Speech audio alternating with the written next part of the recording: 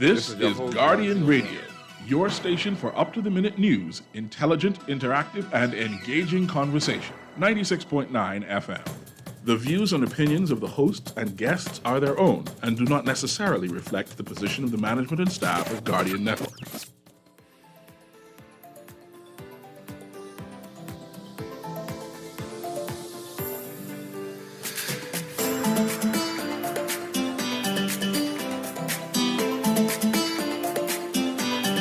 Morning and welcome to Guardian Radio AM. Today is Tuesday, November 22nd, and it's a little after 11 o'clock in the morning.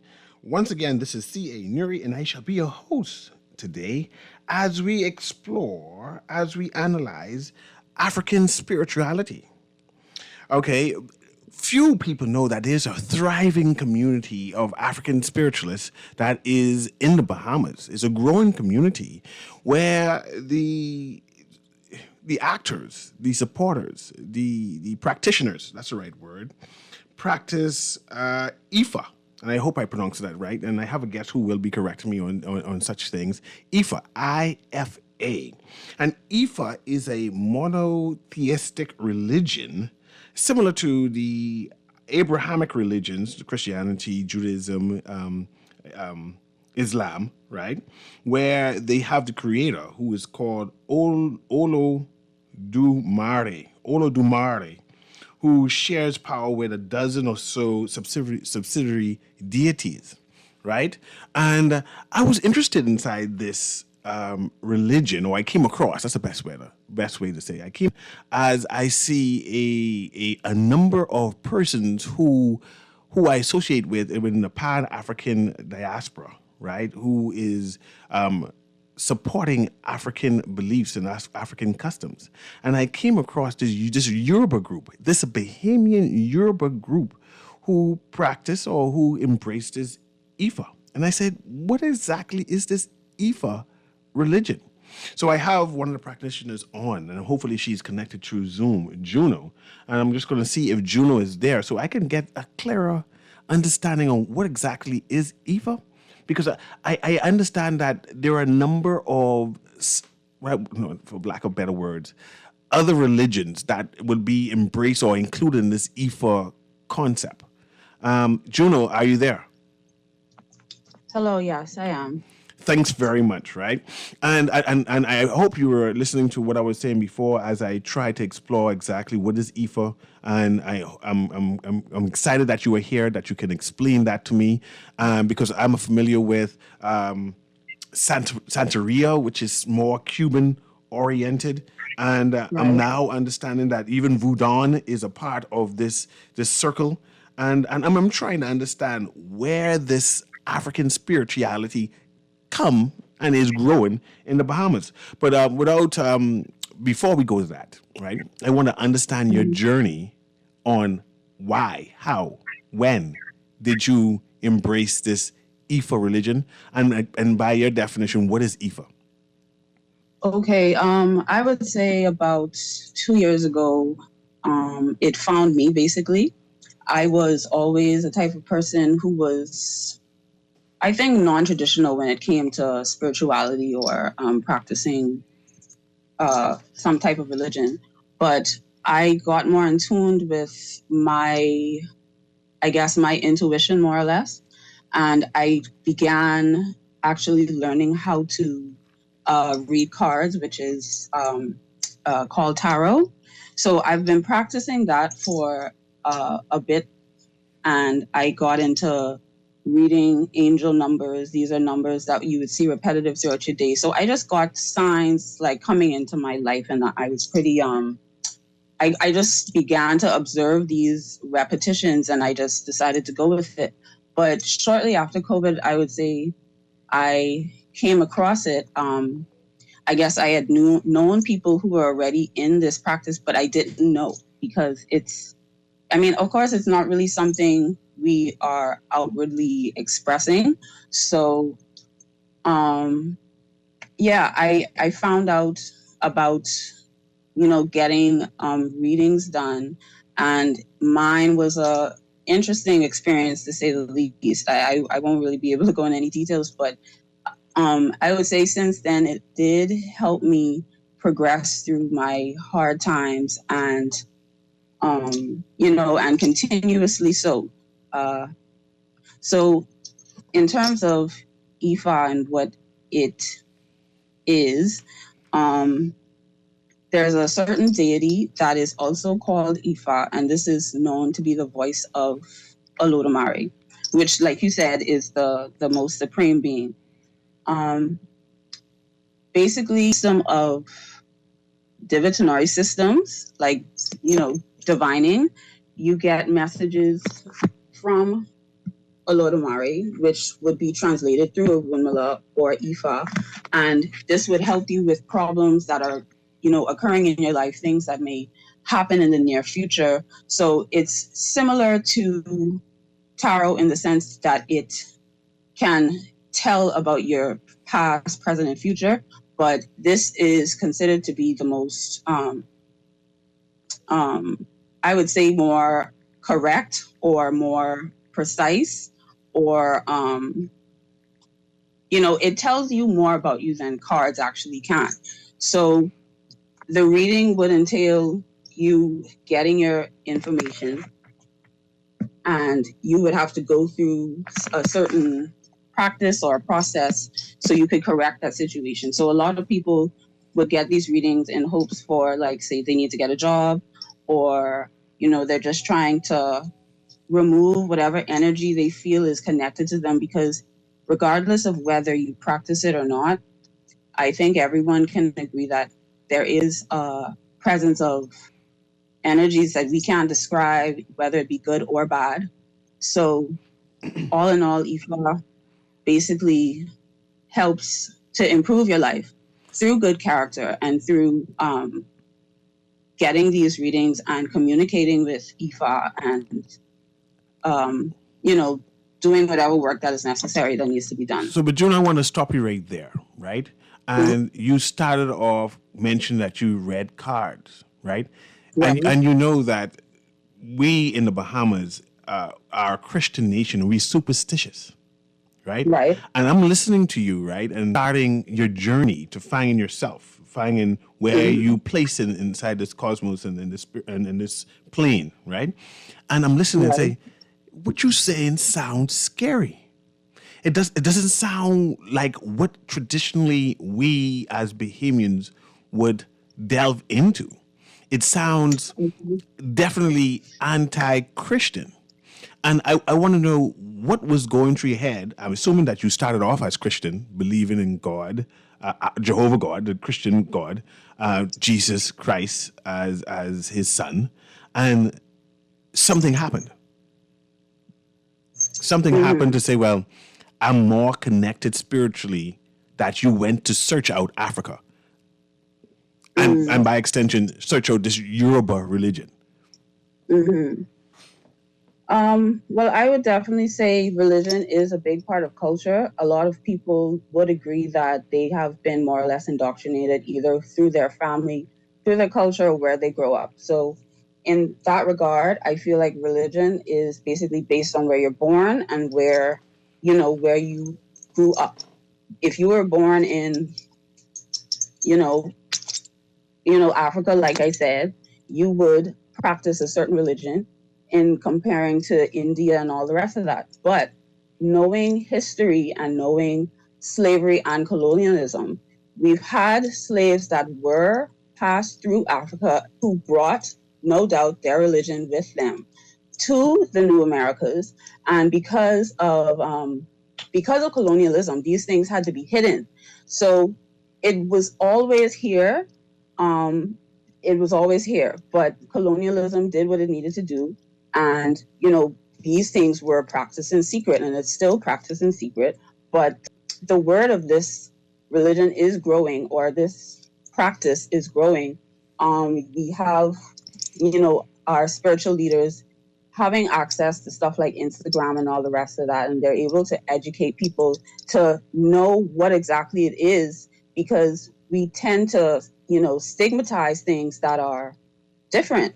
But it's only through education that you can have a sound understanding of what it is that surrounds you, what is happening around you every day, and not to have a biased opinion on it. And I hear you, and I heard that you mentioned history, and I remember once upon a time that junk new was outlawed and said that it's some type of obeah ritual and that it cannot be practiced here. I mean, we know that even obeah, which is a local, we can call it local, is a West African ritualistic practice, not necessarily worship and have any god deities. That too was outlawed. But I see that in several churches, Bahamian Christian churches, right? Especially Pentecostal churches, even inside the, I would dare say, the Catholic and Anglican religion in terms of practices. We see West Indian spirituality themes running through it, right? We see words that they use, we see rituals that they do is definitely West African. Even though they would demonize and say what you're doing there is not Christian, is black, right? And I see I play on words there that even though this religion is from Africa and it definitely is black, but when they describe it, they said this religion is black. They don't mean anything good. And you mentioned that when the Africans who came to this new world, this Western, brought their religion with them, right? Yes. Would you say that this religion that they brought with them permeated the church and now is a part of mainstream Christendom? Hold on. Can you repeat that last part? Can you have your group, your priests and spiritualists, identify that there are rituals that is done, local ritual that what you would say is yours, what you would claim, yes, that is done inside the church? I would say so. I think a lot of religions have their similarities, but in terms of Black Christians or just African-based persons, whomever, they still have certain things in them that has been passed down, by generation, that you either instinctively know how to do, or this has been your practice for as long as your family line has been in existence. So things become intermingled as culture progresses. So yeah, Christianity has certain aspects that would be considered African traditional, or hoodoo as they would call it, like tying the hand with the string with the baby, or putting your broom upright or stuff. It's everything that we do, or certain superstitious things that we do, all of this is rooted in our African roots, more or less. I see you mentioned tying up the string. I had a show about that before. Do Ifa and the different spiritualities, the African spiritualities, have that still in their religion and their practice? Similar things like that. I wouldn't say this is an isolated, doing certain rituals. Anything I would consider to be a ritual. So anything that would relate to color would represent a certain vibration. You might have objects that represent certain things. So I wouldn't say that is closely related to Ifa, but you can have, things that you either do or make that come from basic everyday stuff to, use your protections or to do your works that you need to do. So all of it is kind of intermingled. But to say the direct hand around the wrist, I wouldn't automatically connect that to Ifa, but I would say it's definitely African, traditionally based. Is color important to in Ifa? Colors. Colors, yes. The different deities, they have different colors that represent them, and also the practitioners, they often wear light colors or white.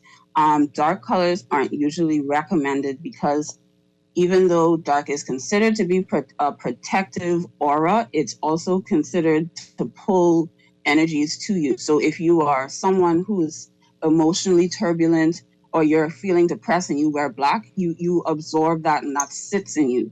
So it's the same with like light. So light bounces off of bright objects. So in a sense, it bounces off any other unseen waves that are going on. So it makes you feel lighter, and it also represents a certain deity who wears all white, and that represents peace and calmness and a coolness about you.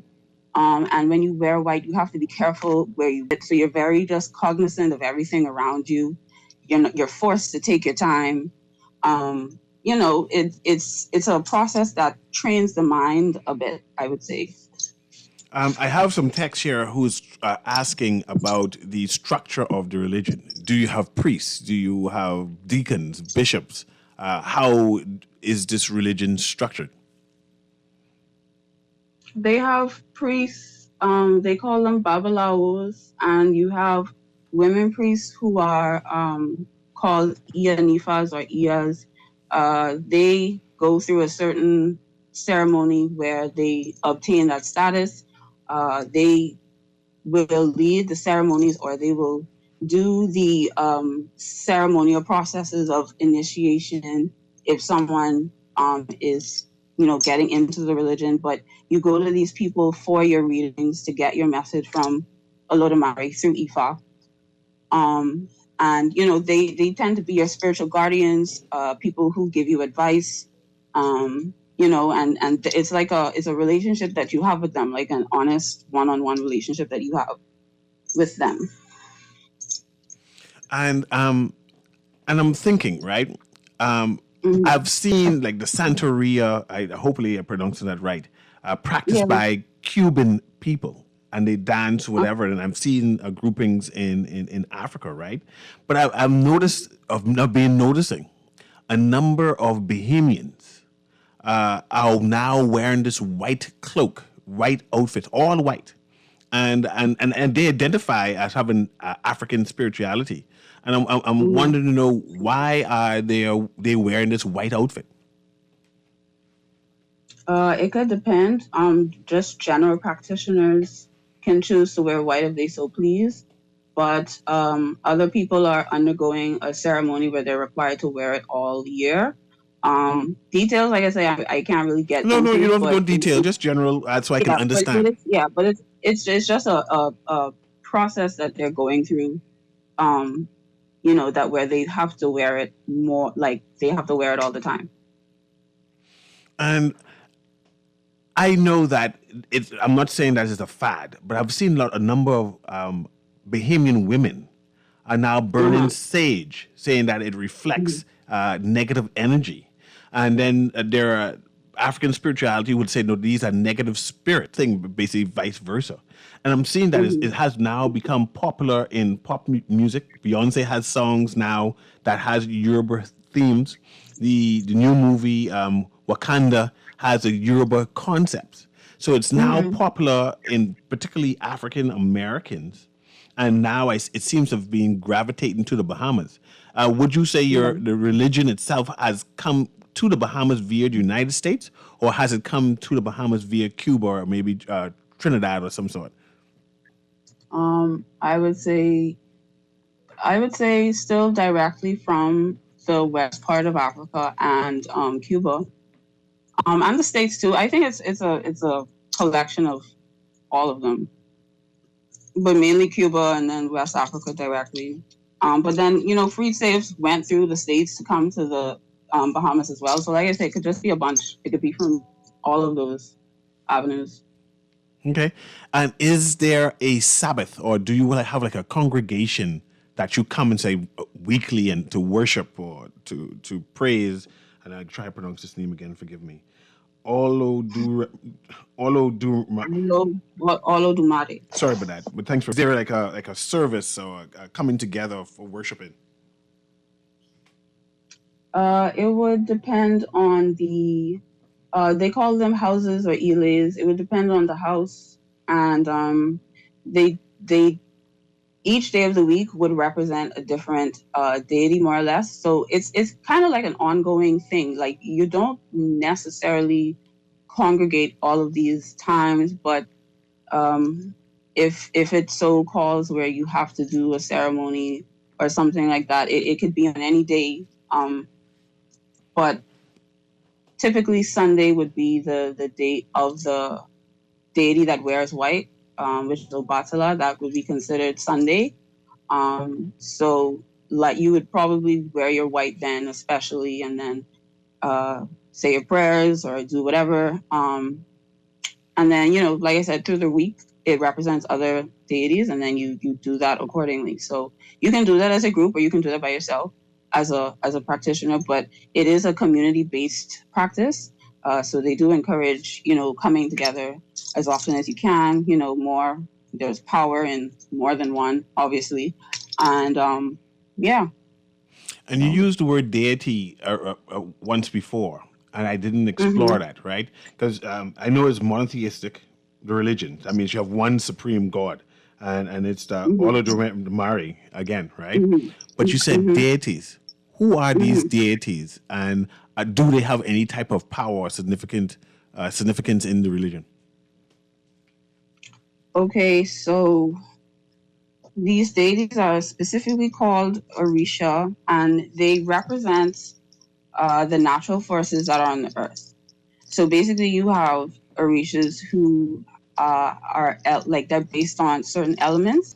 Based on the creation story, they were once human and they came down to earth once it was made. They do have their recount of creation, and they spend their time on earth, and they communicated through Ifa to connect to Olodumare, and a lot of things happened. So basically, they eventually all became deified. They went up back into heaven, and they now protect the humans that reside on earth now, and the humans who are aware of them. They serve them, they give them offerings, and all the rest of that. So there are considered to be over 400 of them because, like I say, they represent forces of nature. But when the slaves came over, it was considered that 7 Orishas traveled with them. But after some time, the other Orishas were made known. But the main ones were Orunmila, who I said also is called Ifa. Shango, he's the fire he's the fire deity of thunder and lightning, and Yamaya, she's the deity of the water, the mother of all the fishes. Yamaya, she's the river goddess, sweet and beautiful, and she represents abundance. And Elegua, he is the messenger of the gods, kind of like if you know who Hermes is, kind of similar, but not really. And Ogun, he's the god of iron and industrial works and all the rest of that. And there's someone else, and Achosi. I think Achosi is part. Was that 7 so far? I wasn't even counting, but it's ones. And eventually, all the other ones became known. So they represent the elements. Like I said, some have rulership over the sky, the clouds, water, wind. Like I said, basically any element you can think of. And I see the religion, Ifa, is very pantheonic, even though they have a supreme god, and we acknowledge that, the monotheistic. Very similar to the Roman gods, the Greek gods, in terms of persons who have powers over or rule over particular things. And I've heard. Go ahead. It's a little older though. Yes, it's definitely older. And I heard that the Greeks, they have stories of Greeks coming and adopting African religion in terms of the monotheistic and converting it to their place of worship. And we see that a number of Greek gods were depicted as being black gods and originating from either Egypt or Africa in general. So I'm not sure if your grouping have connected to the Greece or Roman to Rome in general in terms of these are the same entities just by a different name. I hope you understood what I meant by that. Yeah, but other cultures do depict different elements as gods.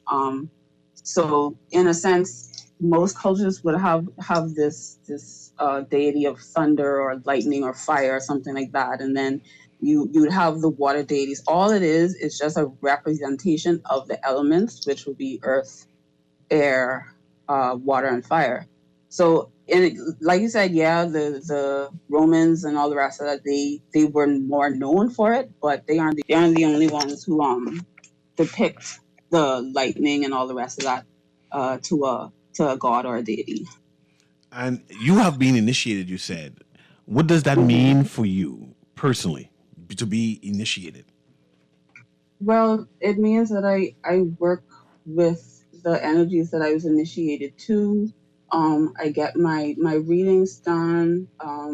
We we um we do ebo, which is a process that you do. This could be, in the form of food offerings, just depending on what is required from you. There's a range of things that you can do that I guess I can't even really get into, but for the most part, you give to receive your blessings. There's a constant ebb and flow of give and take, loss and gain. When you go to these readings, you like say if you need some fruits for somebody, you got to go to the store, you got to get that, but you go in to the priest to make more money, but they asking you to spend more money. But that's the whole spiritual process. It's like you have to have faith in what you're serving, and you have to trust the process, and you have to think that everything that comes to you is abundant through your practice, that you're protected and you're led by your intuition, and like it's just a constant give and take. So it's different in a sense where I guess based on my experience with Christianity, you do you're supposed to be a good person. You go to church, you read your Bible, you do all the rest of that. But you pay your tithes and you be a good person. That's the basis of Christianity. But there's definitely not this material change to make something happen. It's almost kind of like alchemy in a way. It's like you're taking this and you're turning it into that. Your obedience, your patience, all of that is tested. Your wallet is tested, but it always reaps the benefit at the end of the day. You mentioned alchemy as part of your explanation. Is there magic in this religion? I wouldn't call it magic. It's, like I said, based on whatever message you receive from the Most High. Anything in this practice, we believe that any problem on this earth that you have can be solved through whatever that it is that you have to do to make that happen. And it isn't in a bad way or anything like that either. Just like I said, it's an ebb and flow, and it's a give and take of your resources, your time, more and more so your time and your energy towards the practice, towards the ebo. And it's there to just improve your life and to improve your character. And there is, let's see, I'm trying to word this. Is there a sole one religion of Ifa? Or there are combinations of different spiritualities in Africa that makes up Ifa? Well, I think Ifa would just be more region based in that sense, because Africa is a continent. So the countries that reside in them, they have an abundance of different religions. This isn't just synonymous to the continent of Africa. This only represents a certain portion of it. So I feel like I lost my train of thought. And forgive me, I'll help you this. I know it's a West African religion, right? But I heard like Santeria is a religion by itself. Ifa is a religion by itself. Yes, Voodoo is a religion by itself. Yes. So yeah, these practices transformed, like I said, based on their culture. You have, like I said, like how you said earlier, voodoo. Cuba has Santeria, or they call it leukemy. I think they say Santeria is more so what the colonizers called it. So leukemy would be the more appropriate word. Brazil has candomblé. I think I'm saying it right. But all of these are Orisha based, and they vary from culture and to region. So I think even in the States, they actually are doing the more traditional Ifa. And then there is a mixture of leukemy there because you have a lot of Spanish people or Cuban people there as well. So it's still similar, but it's different. They call it like branches from the same tree. So they have their similarities, but they also are very much different. And I wanted to talk about your priests, and you mentioned houses. I didn't understand when you said there are different houses in the Bahamas. No. There aren't houses per se in the Bahamas. I'm saying the congregation. It would depend on the house. This is what they would call it. Now you would have a priest who has clients. They don't necessarily have to be initiated. If you were interested in getting one done, then you can, because there are even people from different religions that go to these babalawos for readings in order to help and improve their lives. But a lot of this isn't really said. But they have, like I said, they have their godchildren, more or less. These are the people who they initiate. I can't say if there's a fixed house per se here in the Bahamas, because I think a lot of it is still scattered, and then you have Bahamians who live abroad and all the rest of that. So you have groups of people who practice it, and some people come together and they have their gatherings and whatever and all the rest of that. But to say actual official like place that we go to, no, there's no place. It would just be a meetup somewhere, and we do whatever it is we need to do, and that's that. And are the priests Bahamian, or these are foreign persons who are here, and then No, there's some are Bahamian, and then you have the Cuban Bahamians who live here. Some do, not all. I'm not going to say all do, but it's typically a mixture of Cuban and Bahamian. Okay. And I have another text who's asking about the hierarchy. There are priests on top, and what comes next, and what comes next, what comes next. Okay, so you have someone who's getting to know the religion. This would be considered an outsider based on the place. A Leo would be the leukemy version, and I can't remember the Ifa version. And then when you become an initiate, then you would be considered basically a term for that. And after that, you have, I can't remember the order, so forgive me, but I know there's like Abel Orisha, or they have different ranks, and what they have to do, they learn different things. So as you progress, there are certain parts of the practice that are made known to you, and you practice and you learn the religion more or less. Are you there? Did we get a break? We seem to get disconnected. So as we try to connect with Juno again, because it seems to be got disconnected on the internet, we take our first break here, and when we return, I will ask. So, you're back. It's definitely. You're back. It was a break just now. I'm sorry, we couldn't hear you.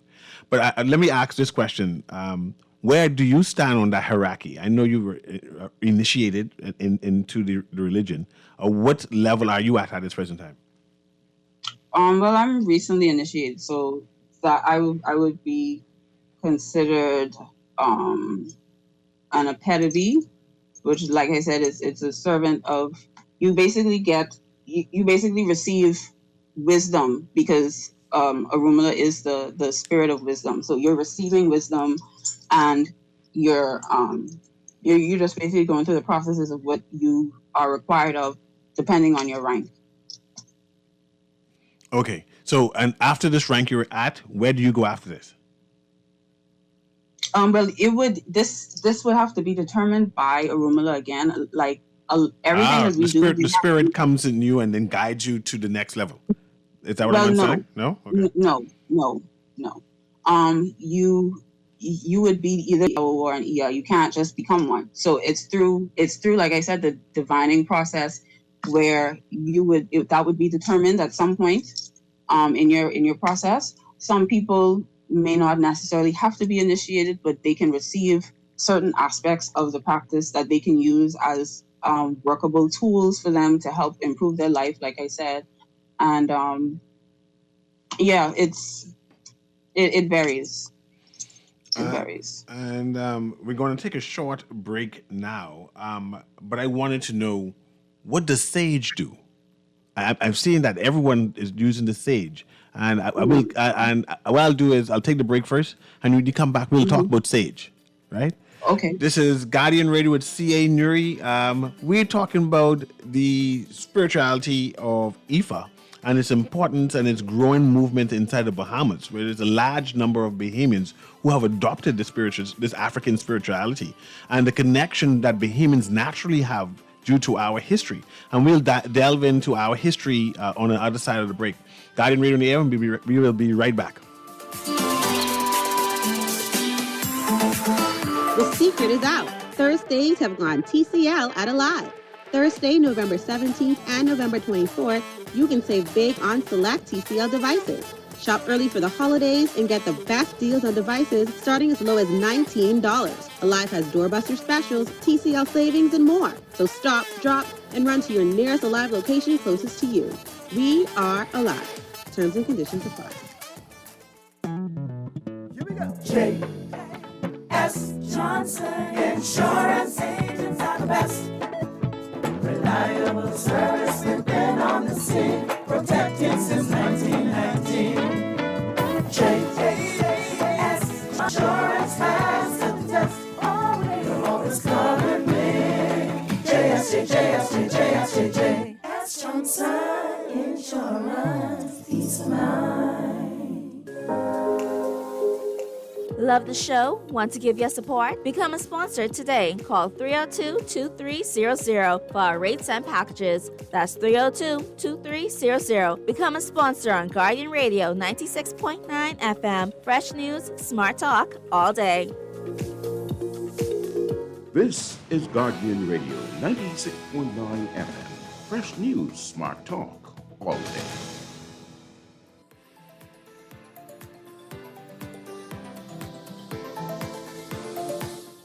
And welcome back to Guardian Radio AM with C.A. Newry, and we're talking to Juno, who's a recent initiate into the African spirituality of Ifa, right? And she's talking and helping me with her journey into embracing her spirituality, and also going into some detail of her religion in general.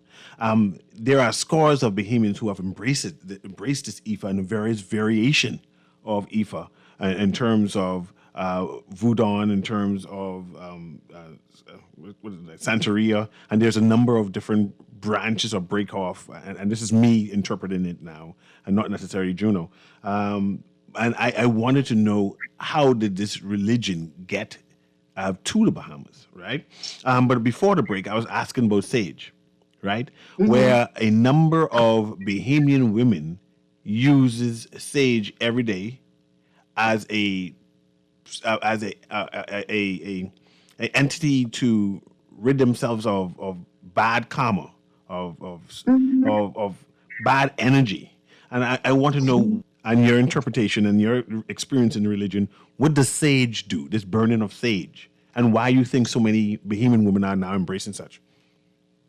Okay, well, sage is basically a dried herb that is used to cleanse the air or to remove bad energies from your space, because it's known that spirits don't necessarily like smoke, and the properties of sage and other things that are used for burning, they basically kind of push them out. So saging regularly, and just keeping your space maintained, not letting anyone and any and everybody up in your space who bring that bad energy with them and stuff like that. Because like I said, the spiritual world is real. Where we have the good energy, we have the bad ones. So there are practices and stuff that you can do, cleansing things that you can do to remove even like the spirit of frustration, anxiety, and stuff like that.